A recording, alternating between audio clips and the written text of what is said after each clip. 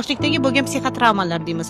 Hozir sizni gapingizdan kelib chiqqan holda haqiqatan ham ong ostida saqlanib qoladigan informatsiya bor va bu qaysidir endi buni ham psixotravma desak bo'ladi.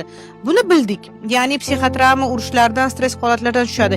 Endi buni oqibatlari-chi? Mana bola shunaqa muhitda katta bo'ldi, oqibati qanaqa bo'lishi mumkin? Davosi. Yashang.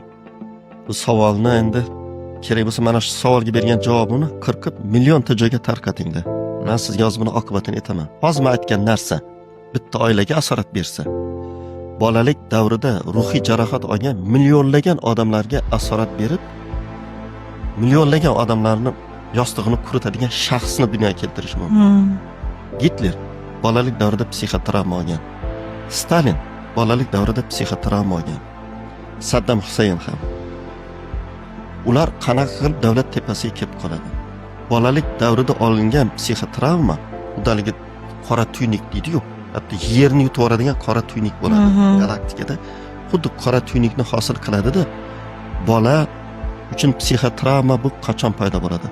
Ota mehr bermasa, ona mehr bermasa, uyda doimo janjal bo'laversa, bog'chada bolani kamsitsa,